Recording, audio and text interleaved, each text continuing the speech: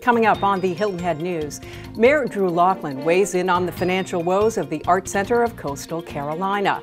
Also ahead, Charlie Clark brings us the best of the taste of the season.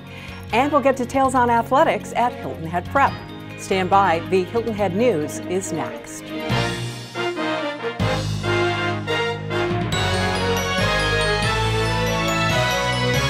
Welcome to the Hilton Head News. Here's a look at headlines for Monday, November 19th.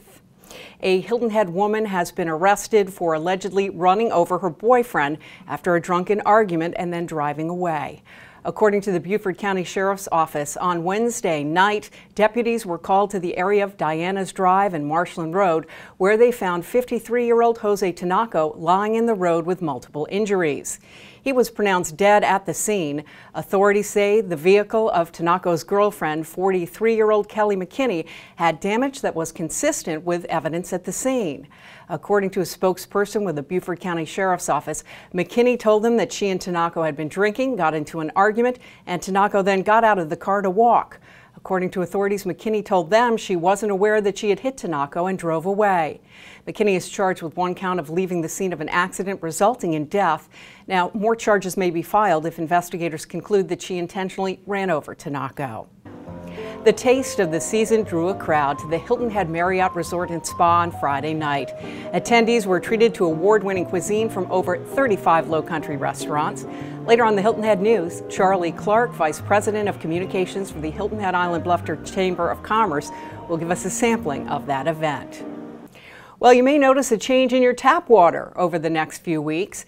That's because the Beaufort Jasper Water and Sewer Authority and Hilton Head Public Service District are temporarily changing the way they treat drinking water. They're also flushing water lines.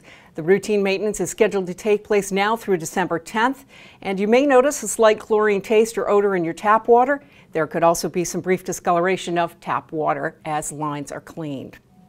Well, according to the Post and Courier, female right whales and some males may be making their way from the Great Banks feeding grounds to the waters off the southeast coast to give birth and winter in warmer waters. The 40-ton right whales were nearly made extinct by whalers in the 19th century. Only about 400 are known to exist today. Boaters are encouraged to be cautious as ship strikes are thought to be a threat to the 50-foot-long whales.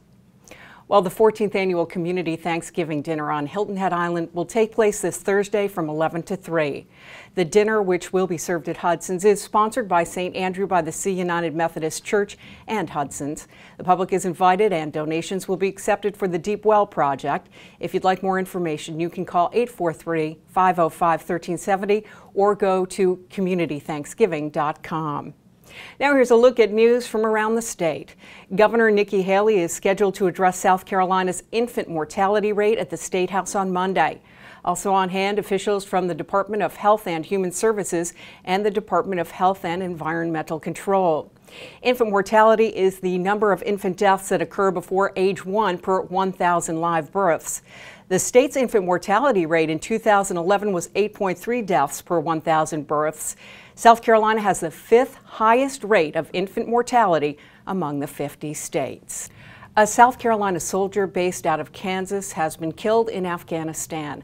According to the Department of Defense, 24-year-old Sergeant Channing Hicks of Greer died Friday in Paktika Province. Officials say Hicks died from injuries sustained when enemy forces attacked his unit with an improvised explosive device and small arms fire. Authorities are investigating an accident that killed 2 teenage brothers in Berkeley County.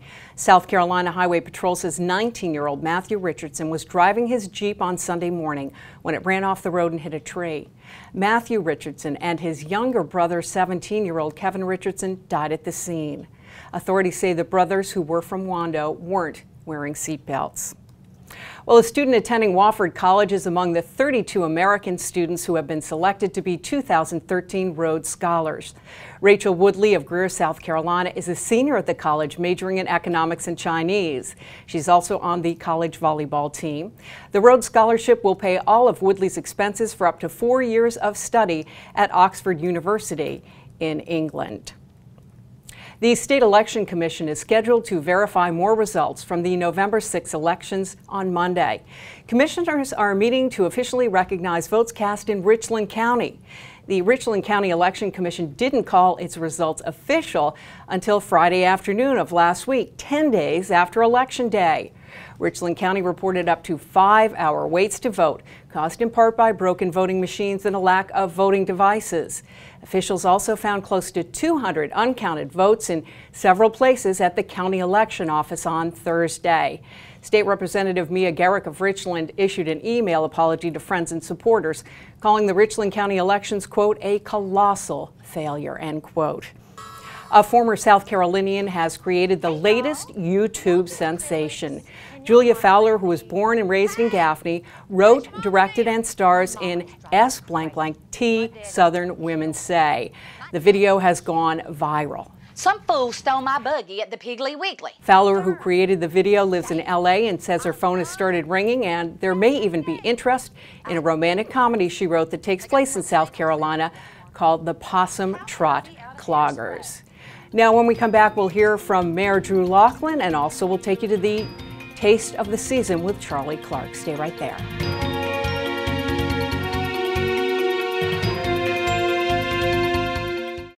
Welcome to our Christmas Wonderland at Antiques and Garden Collectibles at the Greenery. Fabulous ideas for decorating and gifts await you. What's new this year? Silver, gold, and champagne colors for Christmas.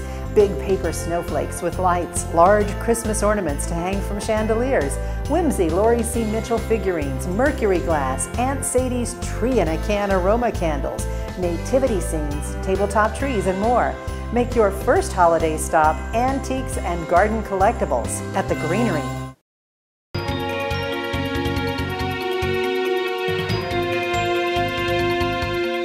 The 23rd annual Taste of the Season was held on Friday at the Hilton Head Marriott Resort and Spa. Charlie Clark, Vice President of Communications for the Hilton Head Island Bluffton Chamber of Commerce, was there. Thanks, Allie. What do you get when you combine 40 of the greatest restaurants in the Low Country, some great chefs, 1,000 of your closest friends? You get the 23rd annual Taste of the Season, and that's where we are tonight. We're here with presenting sponsor Janice Robinson. She's been the presenting sponsor with First Federal for the last 2 years for this event. And Janice, what is it you think about this event that pulls people in for 23 years? What do you think the secret is? You know, it's just a great way for people in the community to get together, meet old friends, meet new friends. And it's an awesome way to enjoy foods from our different restaurants and hopefully help each of the restaurants get some new patrons. I know we're enjoying it. We're going to head around and get to all the restaurants, as many as we can. What have you tried tonight so far? Well, I have to tell you, I love Michael Anthony's. And there were some great egg rolls over there from Hana's. We all love everything from Michael Anthony's. We'll be right back. Let's go get some food. Okay. Okay, Allie, now we're back at it with one of the Chamber's Taste of the Season favorite chefs, Sean Bestcoast with Redfish. Let's get cracking, Sean. What are you cooking tonight for Taste of the Season? Well, since it's the holidays, we got to bring out all the stops tonight. We're doing seared dayboat scallops, no processing whatsoever, all natural. I made a homemade bacon risotto. And that's going over some local organic greens from the Three Sisters Farms. That's also been braised in some of my homemade bacon. And we're finishing it tonight with a roasted garlic and sea salt caramel. Well, obviously it's really popular because the whole lineup is headed up for here. Okay, quick question for you, quick chef tip. What's the secret to searing the scallops? I can never get them seared. Less oil in your pan, higher heat, and keep it all on the one side. Barely cook it on the second side, and don't overcrowd your pan. That's a tip that I can use. I think I will be using that. Boy, people are loving this too, Sean. Thanks for being part of it. It's always one of the favorite ones we always do. It's awesome. It's really great. And look at that other stuff on the other end that people are just going after. What did you say that one was? That's the roasted garlic caramel on the seared sea scallop right there, and he's eating it with some of the local greens. Caramel with scallops. That's amazing. What a combo. Yes. How do you think that stuff up? Do you come up with the recipes? Yeah, I'm a free cook. I don't do a lot of recipes. I do a lot of just free cooking, I guess you could call it. I don't know if I just get in the kitchen and cook. Did you learn it from your mama? Because we all learned it from our mama. Grandma. Your grandma? My grandma. I cook for her, so. What's the first dish she taught you how to cook? Do you remember? Ooh, probably pot roast. Awesome. Well, we're going to get back at it with some other chefs. Thanks, Sean, for being with us. Have a great evening. Okay, now we're going to chat with one of the Low Country's favorite restaurant groups, as we all know, the Surge Group. Grace Wang is here with us with the Surge Group. And Grace, what do you think it is about this event, 23rd year for the Chamber to be doing this, that brings in so many people? I think that it's just grown over the years and people just are ready for a festive event. They're ready to get dressed up and try the food and get into the holiday spirit. So it's I've seen that it's grown. Look at the number of people here. It's amazing. Well, you know, the Surge Group, obviously, I don't know if I've ever been to a Surge Group restaurant and not waited for a table, which is a good thing, Everybody loves your food. So what is it about this event from a restaurant's perspective that you think makes a difference for you and the restaurant group? For us, it allows us to get out a message of what we can do catering-wise. Anything from Wise Guys and cocktail party dining to family-style dinners to go with Frankie Bones. It's just all across the board. We offer something for everybody, especially during the holidays. You know, I think people forget that you cater as well. Yes, all of our restaurants cater, and we now actually have a central Surge catering number to call, so we can help you coordinate all of your menus and personalize everything. Well, that's it from Taste of the Season. Back to you, Allie. Our thanks to Charlie Clark. Recently, the Arts Center of Coastal Carolina went before the Hilton Head Island Town Council to ask for a $346,000 advance in 2013 accommodations tax money from the town. The Town Council later voted to approve that advancement. Here to talk about that and just how the town funds the arts in the community, Mayor Drew Laughlin. Mayor, thank you for coming in. Thank you, Allie. Well, let me ask you this. How tough of a decision was it for the Town Council to say, okay, we're going to go ahead and give that advancement? Well, you know, we're very fortunate to have the offerings that the Arts Center and the Symphony and the Repertory Theater and the Youth Theater and all the other arts organizations provide here on Hilton Head Island. And so from one standpoint, it was not a hard decision to make because I think Council understands and appreciates how important these organizations and what they provide are to the island. On the other hand, I think it was recognized that advancing monies were not a solution to the problem. And I should add that the monies that were advanced were committed for next year already. We just accelerated the payment by about 3 months. But all of these organizations are stressed in terms of their finances. It's not just the Arts Center. It's really not just the arts organizations either. A lot of our nonprofits, a lot of them are stressed. The economic recession has had its effects on them. And frankly, the level of support in terms of dollars from the town has been relatively modest. The performing arts organizations, the only support they get from the town is when we divvy up ATEX revenues, which of course are paid by visitors at lodging. We've recognized for some time that the support we give them through ATEX has been at a sustenance level or, you know, not really enough to make them healthy. Things have now become more critical. Yeah, you mentioned not enough to really take care of everything or budgetary concerns. As far as what I read with regards to the Arts Center, I mean, they have $5 million total worth in debt, and this advancement was looked as a way to tide them over for the winter months. So, I mean, this is an issue that's not going to go away.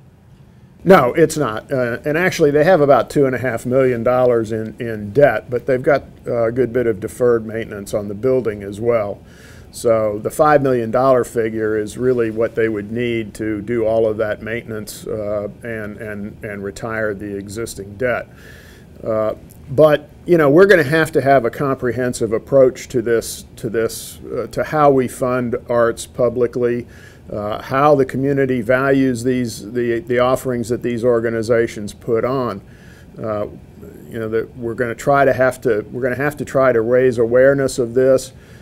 People are going to have to buy more tickets, contribute more money privately, and we're going to have to assess whether there's more we can do in town funding for these organizations. And how do you do that, Mayor? Well, you know, we're just going to have to take a broad view of this and not just focus on any individual organization. I think what Council will end up doing is probably form a group, draw from these organizations and stakeholders, get some conversation going, get some recommendations for an RFP, bring a consultant on board to advise us on how we can make the most efficient use of the resources we have available to us. And how important do you see the role is of the arts on Hilton Head Island? Oh, I think it's extremely important. You know, we are a destination community, and by that I mean not only do we depend on bringing visitors here, but of course bringing future residents here. I believe that the residents that we want to bring here as we go forward into the future are going to demand a vibrant arts presence here. They're going to want those offerings, and if we can't provide them, then we're losing an opportunity. Well, Mayor Drew Laughlin, we appreciate you joining us on the Hilton Head News. I'm sure we will have you back again as the matter, I think, will continue to be in the spotlight, and as Town Council works with others to figure out how we can keep the arts vibrant here on the island. Thanks for your time. Thank you, Allie. And when we come back, we'll talk to Athletic Director Rich Basirico of Hilton Head Prep. Stay with us. Beaufort Town Center, the perfect place to live, work, play, and shop. Uniquely located on Boundary Street, Beaufort Town Center is adjacent to city and county government buildings at the entrance of Beaufort's Historic District. This new urban town center seamlessly blends lodging, office space, retail, restaurant, and residential sites with pristine views of the Intercoastal Waterway. Let the executives at Beaufort Town Center assist you with any of your real estate and leasing needs. Call today at 843-521-9000.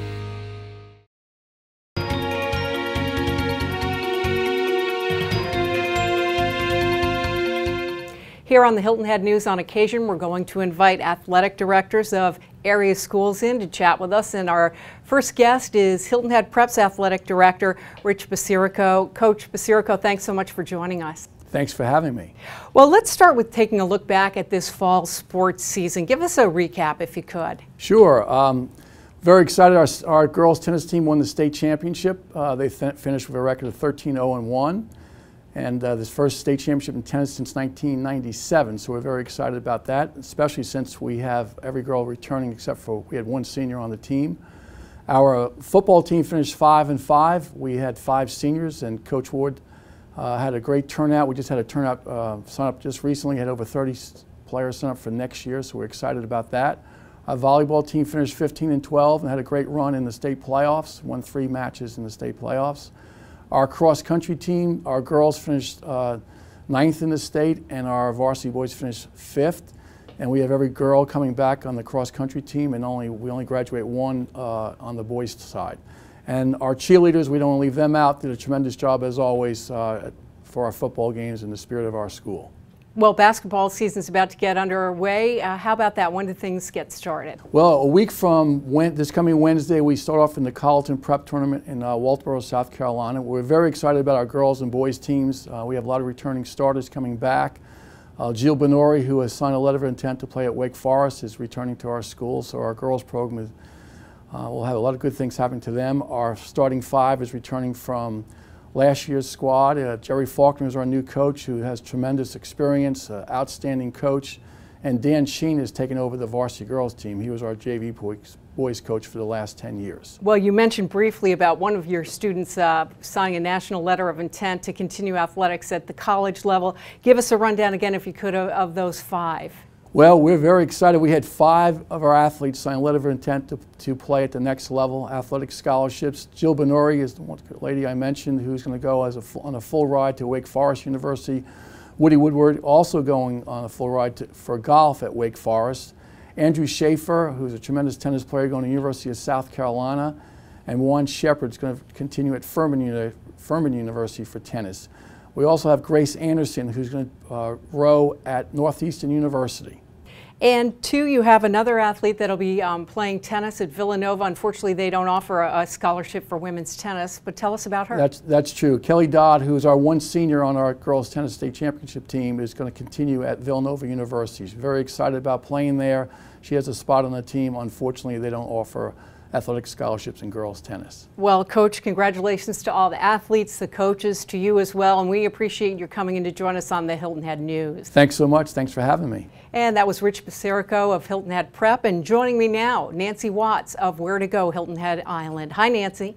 Hi there. Good to be here. Well, Thanksgiving week is here. I know you've got some ideas for folks that may not want to cook. How about that? Yes, I was thinking about that, and Spirit of Harbortown does a great Thanksgiving cruise every year. And they do a Christmas cruise too, but the Thanksgiving cruise is just everything you'd want it to be and more too, with water. So that's a good thing to do. It sounds great. I mean, you actually get the meal, the views, you know, companionship of other people as you take a look at Calabogie Sound. Yes, you do, and it's a beautiful thing. And there, of course, the little dolphins are right out there entertaining you, along with the good food, the good smells, and the drinks on board, I suppose. And what about people that might want to work off everything they've eaten and do a little shopping? This year, a lot of places opening the night of Thanksgiving? Yes, everything you hear, of course, about Black Friday starts on, obviously, Black Thursday, because at 10 o'clock, Tanger will open at 10 o'clock at night. So if after you've had your Thanksgiving dinner and you sort of sat there and enjoyed yourself and your family, get out in that car and go shopping, because they'll have so many wonderful things there. How about for wine lovers? There are some special events this week, right? Oh goodness, there are always wine options on Hilton Head for wine lovers. Particularly the one at Island Winery. You know, it's the only winery on the island that makes their own wine. I mean, they actually do. You walk in and you smell those barrels. They are back there, and they have some wonderful new flavors. They have a wine tasting that I think starts at noon with wine and cheese every day. And then there's also the happy hour. It starts at 4 in the afternoon. So go and enjoy and drink up. Nancy Watt, as always, it's great to have you on the Hilton Head News. Thanks. Thank you. And we want to thank you for watching this edition of Hilton Head News. I'm Allie McNair, and we'll see you the next time.